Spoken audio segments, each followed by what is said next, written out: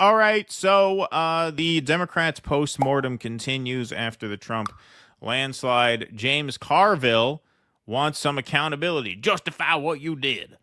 Listen to Politics War Room with Al Hunt and I for more. So here's James Carville reaming the Democrats for leaning too hard into identity politics, among other procedural missteps in the 2024 campaign. State power, we have no executive power, we have no judicial power. So when you're out of power, you're an opposition party. Sounds like the cat's getting one of the cayenne pepper enemas. I was just going to say. Yeah. That cat's got a whole mess of Tabasco coming out its little asshole. Yeah, right. Yeah. And go and tell all of the people that are sending you and asking you for money, justify what you did, justify what you did wrong, and tell us what you're going to do different. Because what you've done ain't worth a shit.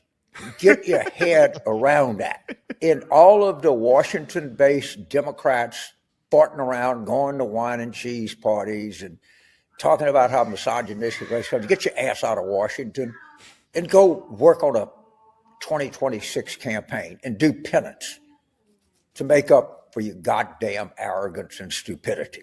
Well, we're going to say, we told you so. We told you this identity shit was disaster. We told you to get out in front of public safety issues. You didn't. We told you to have an open process and demonstrate the magnificent and staggering and deep talent that exists in the modern Democratic Party. You didn't. I mean, when did you do that? Like, that's revisionist history on his part. Yeah, we wanted an open primary. When? We follow this shit for a living. When did you guys want an open primary? Never. You wanted Biden to drop out the day after the debate, which wasn't going to happen. Well, you're telling me that 28 days is what cost you the election? Obama had a pick. He didn't want an open primary. He wanted you to install his guy. Yeah, exactly. But what he says there before that, blaming identity politics, getting on the wrong side of crime issues, he'll echo that in the second piece that you'll play in a second. I'll let this finish first. We told you to differentiate yourself from Biden. You didn't. I hate to be some fucking know-it-all, but all of these things are part of the record. All right. So then he goes on CNN with Christian Amanpour and kind of doubles down on his critique of wokeness being an operative factor in the race. Give Harris credit. She didn't use any of the woke language, but this is like trying to wash clothes that's got smoke all over them. You can't get the stench out. And you could ask Senators Manchin, Senator Casey, Senator Brown, Senator Tessa, if they don't think that defund the police had an adverse effect on attitudes toward the Democratic Party. My God, you're right. It was so stupid. No one wanted to bring it up, 3 years later, but the residue of it just stuck with us. And you got to read exactly what was said, exactly what I said. And it's going to take more than one cycle to get this stench off of the Democratic Party. And it's a stench of the highest order, let me tell you. Well, one way to get that stench off of the Democratic Party would be to replace that with an economic program that you can then brand yourself around. This is what I don't understand about people like James Carville. They will decry the Democrats' sort of weaponization of identity politics and wokeness, but they have nothing to replace it with. It was Hillary Clinton's campaign who accused Bernie Sanders of being sexist and racist when he talked about regulating the banks. She said breaking up the banks won't end racism, and you supported that candidacy.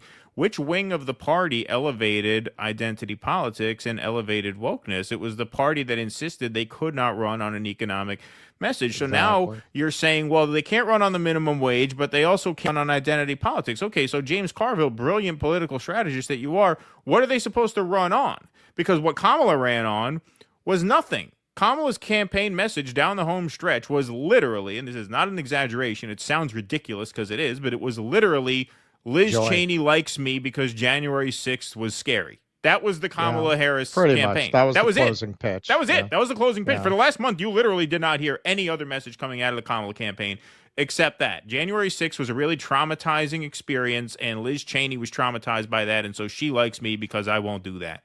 That was the campaign. That's nothing. That's neither identity politics nor class politics. It's nothing. Something has to fill that void. And the wing of the party that was viciously attacked by hatchet men and hacks like James Carville was the party that sought to substitute an identity politics driven message with a more meat and potatoes economically driven message. So I don't know what exactly you want. James Carville talks about this. Joe Scarborough talks about this. Well, they can't run on wokeness, but you don't want them running on the minimum wage either. What they want is for the Democrats to be the Republican Party that doesn't do January 6th. That's their vision. That's a loser. That's a loser. That's nothing. You can't run on nothing. Politics cannot be static. And this is why I said after the election of Obama, this end of history period set in with the Democratic Party. We have attained nirvana. We have elected an elegant, well-spoken black man who's going to do the bidding of the banks. They don't want anything beyond that, which means they are determined to simply stay still. And politics is about kinetic energy. You cannot stay still forever and win as a political movement, but that's what they're asking for here. Okay, and it is also it's not a coincidence that all of them that are singing this song are almost exclusively talking about defund the police. Now, defund the police, they did legit shut up about years ago. I have not seen, even in the media supporters and boosters for Democrats, I haven't seen them talk about defund the police in about 3 years.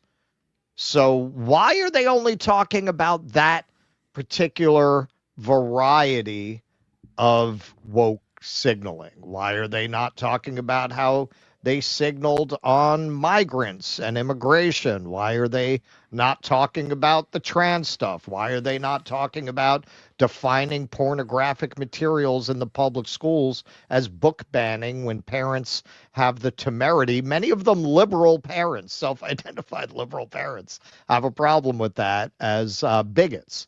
No, none of them wanted to, not even James Carville will touch that.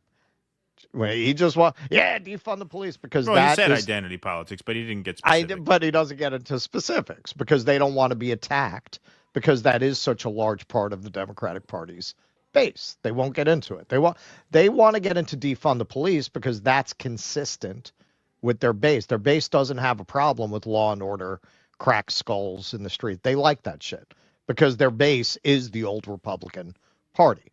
The current Republican Party is the old Democratic Party. Please clap.